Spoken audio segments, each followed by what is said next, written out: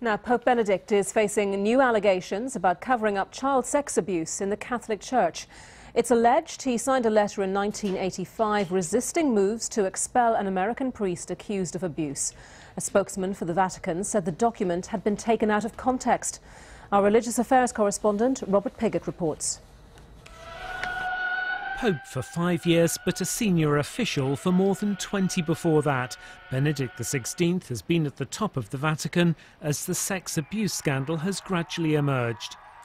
But the latest case of a priest called Stephen Keasley touches on his own personal handling of the scandal more closely than ever.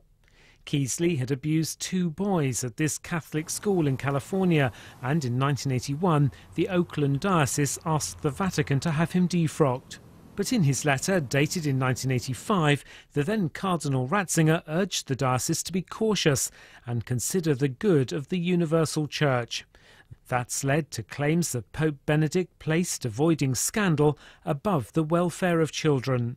Scandal was considered a sin, and if evidence or information were to get out and become public about the depth and the breadth and the insidious nature of the problem of priests and other religious committing these crimes, it would for sure provoke scandal. The Pope's spokesman, Father Federico Lombardi, said he would not respond to documents taken out of the context of a particular legal situation. Father Lombardi had said earlier that the Church would win back lost trust only if it reported all allegations to the police. His remarks add weight to what Catholic commentators say is growing evidence that the Pope is planning to force all national Catholic churches to adopt tough new rules, ending secrecy in dealing with abuse. It seems the Vatican has come to realise that it faces a crisis of global proportions, and one it cannot solve alone. Robert Pigott, BBC News. Well, the Catholic commentator Austen Ivereigh joins me now to discuss the importance of this letter. Thanks very much for coming in. The Vatican says that this letter is being taken out of context, but to many people its meaning seems pretty clear. To the Oakland diocese, think about the impact on the Church's standing if this priest is laicized, if he is defrocked. That seems pretty clear to everybody. Well, I agree with the Vatican. Having looked at this is being taken out of context. So explain that context. Well, the context is this is a letter dealing with one question only about whether this man should be defrocked. It's not about whether he should continue in active ministry. He had already been removed from active ministry by his bishop after he was convicted of abuse. There's no cover-up here. His misdemeanors were public and they were criminal and they were dealt with by the criminal courts in California. There was only one question that this letter was concerned with, which was him being defrocked.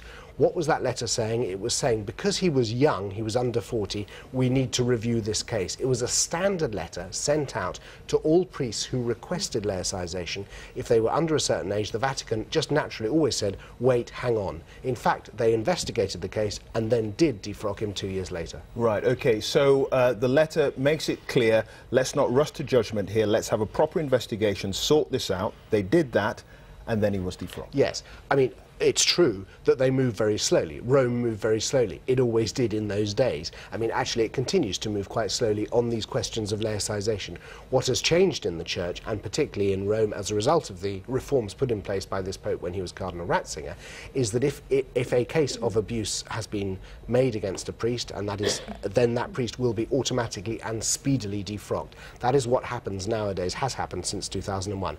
But back in the 80s, that did not happen. But I repeat, as quickly as it does now. But I repeat, the issue is, did this man have further contact with minors? Was he allowed to abuse? No. The bishop dealt with him. He was suspended at the time.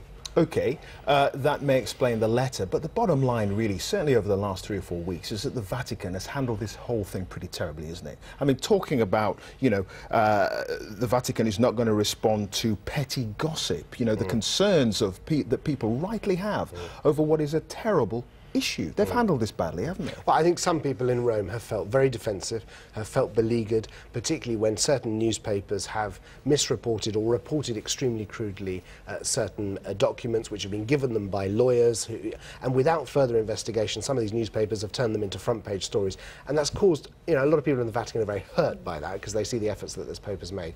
I don't like some of the things that some of the Vatican spokesmen or cardinals have said in off-guarded moments, because I think actually the media has played a crucial role in this, in helping the Church to transform its own conduct. But I do understand why in Rome they feel that a lot of the criticism has been unfair, because it has been.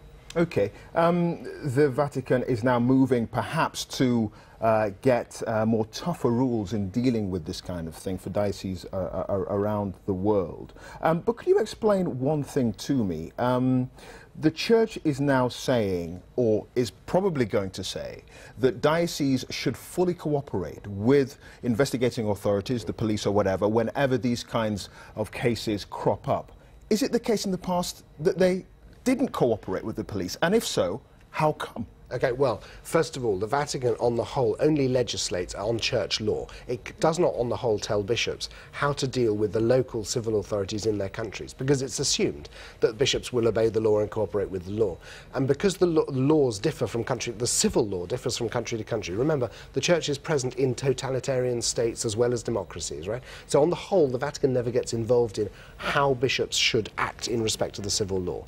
Now, the fact that Rome is now saying that that full disclosure immediately to civil authorities, that the police and social services must be brought in, as they are always now in the US and the UK.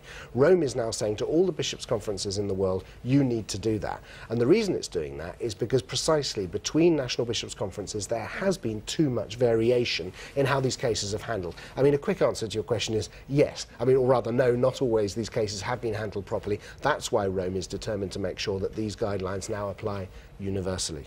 Okay. Austen, thanks very much indeed for explaining that. Good to have you with us. Thank you.